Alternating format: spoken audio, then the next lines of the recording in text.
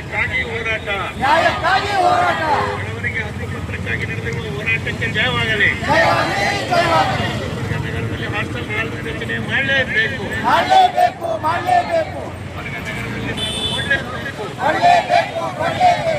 ಬಡವರ ಮನೆ ನಿವೇಶನಕ್ಕಾಗಿ ಜಯವಾಗಲಿ.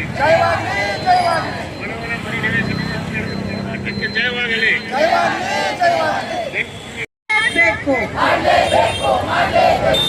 ನಿವೇಶನ ಹಕ್ಕುಪತ್ರ ಕೊಡಲೇಬೇಕು.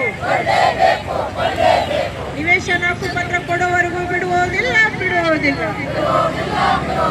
ಯಾತಕ್ಕಾಗಿ ಹೋರಾಟ?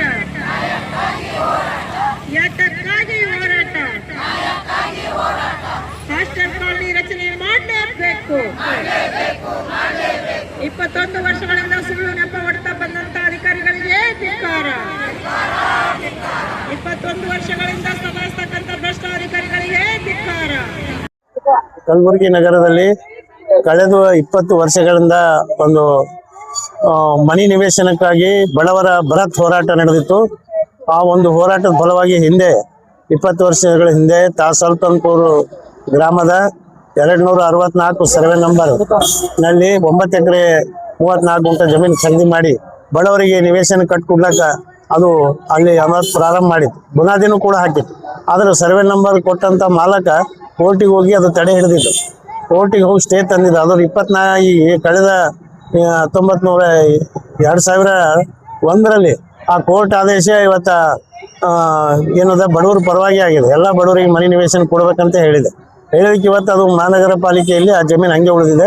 ಆ ಜಮೀನಲ್ಲಿ 380 ಮನೆಗಳು ಕಟ್ಟಲಿಕ್ಕೆ ಆಗಿತ್ತು. ಅದರಲ್ಲಿ 150 ಮಂದಿ ಫಲಾನುಭವಿಗಳು ದುಡ್ಡು ಕೂಡ ಕಟ್ಟಿದ್ದಾರೆ. ದುಡ್ಡು ಕೂಡ ಬ್ಯಾಂಕಿಗೆ ಚಾಲನೆ ಕಟ್ಟಿದ್ದಾರೆ. ಅವಾಗಿನ ಸರ್ಕಾರ ಅವಾಗ 20 ವರ್ಷ ಹಿಂದೆ ಎಷ್ಟು ಅಂತಂದ್ರೆ ಒಂದು ಮನೆಗೆ 36,000 ಅಂತೆ ಮಂಜೂರಿ ಮಾಡಿತ್ತು. ಅದರಲ್ಲಿ 8,000 ರೂಪಾಯಿ ನೀವು ಕಟ್ಟ್ರಿ 25,000 ನಿಮ್ಗೆ ಸಾಲ ಕೊಡ್ತೀವಿ ಅಂತ ಹೇಳಿದ್ರು. ಹಿಂಗಾಗಿ ಇವತ್ತು ಸಾಲನೂ ಕೊಟ್ಟಿಲ್ಲ. ಅದು ಇವತ್ತು ಬ್ಯಾಂಕಿಗೆ ಚಾಲನೆ ಕಟ್ಕೊಂಡು 20 ವರ್ಷ ಹಿಡಿದು ಅದು ಏನು ಕೆಲಸನೂ ಮಾಡಿಲ್ಲ. ಈಗ 21ರಾಗ ಏನದು ಇತ್ಯರ್ಥ ಆಗ್ಯದ, ಕೋರ್ಟ್ ಇತ್ಯರ್ಥ ಮಾಡ್ಯದ. ಅದಕ್ಕಾಗಿ ನಾವು ಹೇಳ್ತೇವೆ ಅವ್ರಿಗೆ ಕೂಡಲೇ ಎಲ್ಲ ಮಂದಿಗೆ ಹಕ್ಕುಪತ್ರ ಕೊಡ್ರಿ, ಅಲ್ಲಿ ನಿವೇಶನ ಕಟ್ಕೊಡ್ರಿ 380 ಮಂದಿಗೆ ಅಂತ ಹೇಳ್ತೀವಿ. ಅದಲ್ಲದೆ ಗುಲ್ಬರ್ಗ ನಗರದಲ್ಲಿ ಹಾಸ್ಟೆಲ್ಗಳಲ್ಲಿ ಸುಮಾರು ಒಂದು 250 ಜನ ಕೆಲಸ ಮಾಡ್ತಿರ್ತಾರೆ. ಅವ್ರಿಗೆ ಮನೆಗಳಿಲ್ಲ.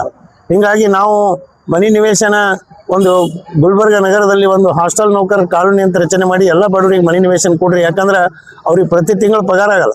ಅವ್ರು ಏನೋ 2 ತಿಂಗಳ 3 ತಿಂಗಳು 4 ತಿಂಗಳಾಗಲ್ಲ. ಮನೆ ಮಾಲಕರು ಕಿರ್ಕೊಳ್ಳೋ ಭಾಳಷ್ಟು ಆಗ್ತದೆ ಬಾಡಿಗೆ ಮನೆ ಮಾಲಕರದು. ಹಿಂಗಾಗಿ ಅವ್ರು ಸ್ವಂತ ಆಗಲ್ಲ. ಅವ್ರಿಗೆ 20-30 ಕೊಡ್ಲಿ ಪ್ಲಾಟು, ಅರ್ಧ ಪ್ಲಾಟ್ದಾಗೆ ಮನೆ ಕಟ್ಕೊಡ್ಲಿ, ಸಣ್ಣದೇ ಮನೆ ಕಟ್ಕೊಡ್ಲಿ, ಅದ್ರಾಗ ವಾಸವಾಗಿರ್ತಾರೆ.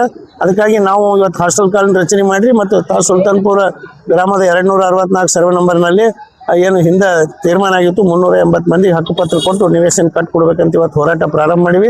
ಈ ಹೋರಾಟ ನಮ್ಮ ಬೇಡಿಕೆ ಈಡೇರೋವರೆಗೂ ಕೂಡ ಈ ಒಂದು ಹೋರಾಟ ನಾವು ಮುಂದುವರಿಸ್ತೀವಿ. ಇವತ್ತು ಪ್ರಾರಂಭ ಮಾಡಿವಿ ಇದು ಹೋರಾಟ 20 ವರ್ಷದ ನಂತರ. ಈಗ ಮತ್ತೆ ಪುನಃ ಈ ಹೋರಾಟ ಯಶಸ್ವಿ ಆಗುವವರೇನು ಕೂಡ ನಮ್ಮ ಹೋರಾಟ ನಾವು ಮುಂದುವರಿಸ್ಬೇಕಂತ ತೀರ್ಮಾನ ಮಾಡಿವಿ.